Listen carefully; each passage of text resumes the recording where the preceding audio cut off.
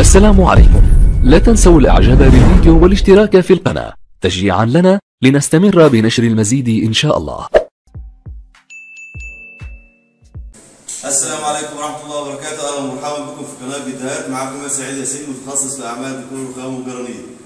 النهارده هنشوف مطبخ انا ما لحقتوش وهو بيتقفل، عشان كنت عايز اوريكم هو بيتركب ازاي، لان في ناس كتيره بتكلمني بيحصل مشاكل في مطبخ الالمنتال، اللي بيقول لي خرم لي في القوايم، واللي بيقول لي افتح لي المطبقيه. حاجات كتيره الناس بتتصل بيا وبتحب تستعلم عن الحاجات ديت. فهو بصراحه اللي بيقفل الشغل كله المعلم حسين، يعني بجد تسلم ايده. انا جيت لقيته خلاص شغل يعني، وهو اللي هيقول لكم بقى عن الاسعار، وهو اللي هيكلمكم عن تقفيل الشغل ازاي وبيقفلوا ازاي. هو ما بيقفلوش بمسامير خالص، لا بيقفلوا بسيليكون بس. هو معاكم معلم حسين بقى، وهو عارف ادرى بشغله. اتفضل يا سيدي. بالنسبه للمطبخ ده حاجه مبسطه جدا يا جماعه، يعني بعد السلامه ورحمه الله وبركاته. مطبخ بسيط جدا، ما فيهوش استلباسات، ما فيهوش حاجات عاليه، بس امكانيات الزبون محدوده مع الشغل. ده رقم واحد. رقم اثنين، انا بالنسبه عند المطبقيه هنا، تعالى كده بص عليها يا اسلام. عندي مثلا جنب زي اللي في المطبقيه دي مثلا، ده آلات. خلي بالك المطبقيه بتيجي كامله فيه، بالاستانلس بتاعها كامله، فيها درج بتاع ميه، ماشي.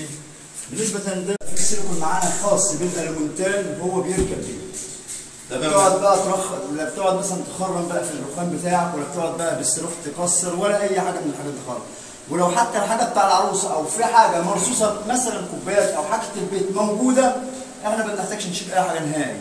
كل فان احنا بنجيب الحاجه بتاعتنا بتركب من غير اي متعلقات او اي مشكله يعني. طب بالنسبه للاسعار، يعني ممكن توضح لهم برضه الاسعار اللي هي عامه يعني؟ المتر بتحسب طول في عرض. تمام. ب 750 جنيه. انواع ولا هو اعلى حاجه فيه؟ طب ممكن تقول لنا انواع طيب؟ اعلى حاجه فيه الخامه دي اسمها خامه الومنيا دبل. تمام. ماشي. قطاع الفايبر في قطاعين، في فايبر بلس وفي جلادنج. دي زي اللي معايا في الشغل ما بتفرقش. تمام. خدت بالك؟ يعني اعلى سعر في الشغل شامل توصيل وتركيب لحد الزبون. طب لو في القاهره وفي المنصوره بقى بنضيف مثلا بقى اسعار مثلا بقى النقل وكده بقى على حساب الزبون. طيب ودي كانت تفاصيل بسيطه يعني عن تركيب المطابخ الرخام تقفيل المطابخ الرخام بالطرف الالمونتال.